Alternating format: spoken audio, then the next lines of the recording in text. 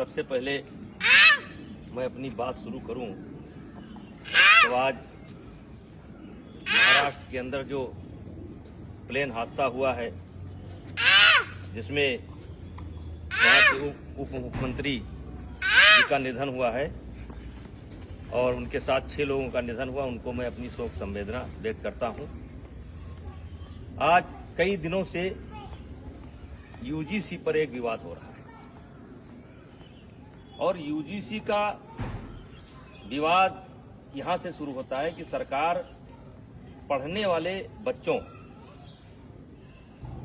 के बीच में जो सबड़ बच्चों के द्वारा कभी कोई घटना घट जाती है उसको लेकर के दलित और ओबीसी बच्चों के संरक्षण के लिए एक कानून लेकर के आई है, जिसके कारण बड़ी भ्रामक स्थिति हो गई है और आज देश में बड़े पैमाने पर विरोध हो रहा है।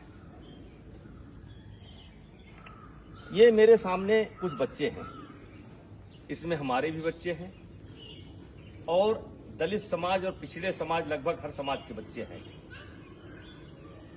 ये रोज साथ में खेलते हैं। कितने दिन से तुम लोग साथ में खेल रहे हो? 5 साल से ये बच्चे डेली शाम को आते हैं और खेलते हैं।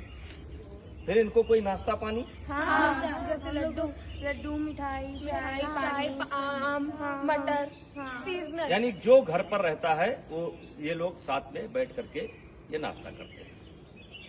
ये कोई कानून के तहत नहीं कर रहे हैं, ये कानून के बंदिश से नहीं खेल रहे हैं। ये हमारी सनातन की परंपरा रही है, हमारे नस नस में है। पंडित दीनदयाल जी ने कहा था कि जो नीचे हैं उनको ऊपर लाना है और यही हमारी सनातन परंपरा है, यही हमारी सवर्ण परंपरा है कि जो नीचे हैं उनके साथ भेदभाव न करना, ऊपर लेकर के आना। इसका मिसाल ये किसी कानून के तहत नहीं हो रहा है। और आज मैं सरकार से कहना चाह रहा हूं कि समाज कैसे चलता है, ये ऑफिस में बैठ करके समाज को नहीं चलाया जा सकता है। समाज को चलाना है तो गांव आइए और गांव में देखिए कि बिना भेदभाव के, बिना किसी जातीय रंग के एक साथ बच्चे खेलते हैं। कोई बच्चा किसी की जात नहीं पूछता है। क्या आप चाहते हैं कि भविष्य में इस घर के अंदर एंट्री दी जाए तो ओबीसी को न दी जाए? क्या आप चाहते हैं इस घर में एंट्री दी जाए तो दलित को न दी जाए? क्या आप चाहते हैं ऐसा आप माहौल खड़ा कर रहे हैं? तो आपसे हाथ जोड़ करके विनती है, इस मामले को वापस लीजिए। और मैं अपील करना चाहता हूं, सवर्ण समाज से अपील करना चाहता हूं कि इसमें संपर्क करिए ओबीसी के लोगों से। ओबीसी समाज के जो समझदार लोग हैं उनसे संपर्क करने की जरूरत है। जो दलित समाज के समझदार बच्चे हैं उनसे संपर्क करने की जरूरत है और उनसे इसका विरोध कराना है, क्योंकि गांव में हम एक साथ रहते हैं। गांव में कोई शादी होता है, ब्याह होता है, हर आदमी का कोई ना कोई हक है, कोई ना कोई नेग है, हर तरीके से भागीदारी होती है। अभी मैंने सनातन कथा कराया, 1 जनवरी से लेकर के 8 जनवरी तक मैंने सनातन कथा कराया और जिसमें सदगुरु रितेश्वर महाराज जी ने कथा कहा। मैंने 52 जाति समाज के जो धर्म गुरु थे उनसे उद्घाटन कराया, उनसे एक एक वृक्ष लिया और मैं सनातन वाटिका बनाने जा रहा हूं। आपने तो कानून बना करके हमारे उस मिशन को स्वाहा कर दिया। आकर के आइए हम आपको दिखाते हैं कि कौन सा समाज ऐसा है जिसने उस कथा में भागीदारी नहीं की है, सहयोग नहीं किया है। तो ये कोई नई परंपरा नहीं है, ये हमारी सनातन परंपरा है, ये हमारी परंपरा रही है। इसमें कानून की कोई जरूरत नहीं है। हाँ, कोई बच्चा गलती करता है जो क्षमा करने योग्य नहीं है तो उसको आप सजा दीजिए। यदा कदा घटनाएं घट जाती हैं, सजा दीजिए, उसमें कोई विरोध नहीं है। लेकिन ये जो कानून है ये समाज में टकराव पैदा करेगा और इसीलिए आज कई दिन से मेरे ऊपर दबाव पड़ रहा था, बोलो बोलो बोलो। हमने कहा हम गांव में जाकर के बोलेंगे। ये बच्चों को मैंने जानबूझ करके इकट्ठा नहीं किया है, इसमें हर जात समाज के बच्चे हैं और एक रोज की बात नहीं, रोज खेलते हैं। और ऐसा केवल यही नहीं है, हर गांव में है। हर गांव में कोई क्रिकेट खेल रहा है, कोई कबड्डी खेल रहा है, कोई खो खो खेल रहा है, एक साथ पढ़ते हैं। वैसे भी इसके पहले आपने कानून बनाए, दलितों के ऊपर अत्याचार ना हो इसके लिए कानून बनाए। क्या दलितों के ऊपर अत्याचार रुक गया? महिलाओं के साथ अत्याचार ना हो उसके लिए कानून बनाए आप, क्या वो रुक गया? दहेज के नाम पर कानून बनाए आप, क्या वो रुक गया? रुका नहीं, दुरुपयोग ज्यादा होता है। जहां ऐसे कानूनों की समीक्षा की बात होनी चाहिए, अब पता नहीं किस मंशा से अधिकारी बैठ करके ऑफिसों में निर्णय ले लेते हैं। अब वो चाहते हैं कि ये बच्चे अगर दोस्ती करें तो जात देख करके करें, वर्ग देख करके करें। तो मैं इस कानून के पूर्णतः विरोध में हूं।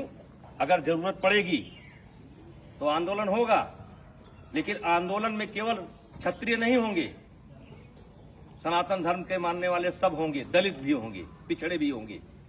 ऐसे कानून की जरूरत नहीं है जो कानून हमको बांटता हो। ऐसे कानून की जरूरत नहीं है। तो कृपया हाथ जोड़ करके विनती है, मैं बहुत छोटा आदमी हूं, मैं जानता हूं कि इसका असर पता नहीं आप पर पड़े कि ना पड़े, लेकिन ये गांव ऐसे नहीं चलता है। अगर इस लोकतंत्र को जिंदा रहना है तो गांव में क्या हो रहा है इसको देखना पड़ेगा। ऑफिस में बैठ करके आप गांव को नहीं दे सकते। तो कृपया यह बंद करिए। सवर्णों के बीच में झगड़ा होता है, ब्राह्मणों ठाकुरों के बीच में भी झगड़ा होता है, दलितों के बीच में झगड़ा होता है। कहां तक आप कानून बनाएंगे? तो भाईचारा स्थापित करिए। और ये जो कानून है ये समाज को फाड़ फाड़ कर देगा, और इससे आने वाले समय में देश का बहुत नुकसान होगा, राष्ट्र का बहुत नुकसान होगा, समाज बढ़ जाएगा। कृपया हाथ जोड़ करके विनती है, ऐसे कानून न लावें। कहने को तो बहुत कुछ इच्छा है, बोला जा सकता है, लेकिन बोलने की कोई आवश्यकता नहीं है। इस कानून से ये बच्चे बढ़ जाएंगे, ये जात देख करके दोस्ती करेंगे। कितने साल से आते हो तुम लोग? 5 साल से आते हो। और कुछ नाश्ता पानी मिलता है? हैं? खेलते हो? तो मैं जो लोग भी लेकर के आए हैं उनसे कहना चाहता हूं कि ये कानून आपका समाज में भेदभाव पैदा करेगा और ये बच्चे बढ़ जाएंगे, और ये देश के लिए अच्छा नहीं होगा। और मैं इस कानून में, वैसे मैं एबीपी का बयान देख रहा था, संतुलन की बात की गई है। इस कानून में संतुलन नहीं है। आपने एक पक्ष को अपराधी बना करके खड़ा कर दिया है, और वकील का भी मौका नहीं दिया कि इनका वकील कौन होगा। तो जो गलत करता है उसको सजा मिलनी चाहिए, चाहे क्षत्रिय समाज का हो, चाहे ब्राह्मण समाज का हो, चाहे किसी समाज का हो, वो सजा का हकदार है। उसका कोई समर्थन नहीं करेगा, हमारा कोई समाज समर्थन नहीं करेगा। लेकिन आप ये बच्चों में भेदभाव मत पैदा करिए, स्कूलों में भेदभाव मत पैदा करिए। और मैं फिर अपील करना चाहता हूं, दलित समाज के बच्चों को, जो पढ़े लिखे बच्चे हैं उनको अपील करना चाहता हूं, ओबीसी समाज के बच्चों को अपील करना चाहता हूं। ये देश हम सबका है, और इस देश में सौहार्द बनाए रखना हम सबकी जिम्मेदारी है। तो कृपया ऐसे कानून का समर्थन न करें। धन्यवाद।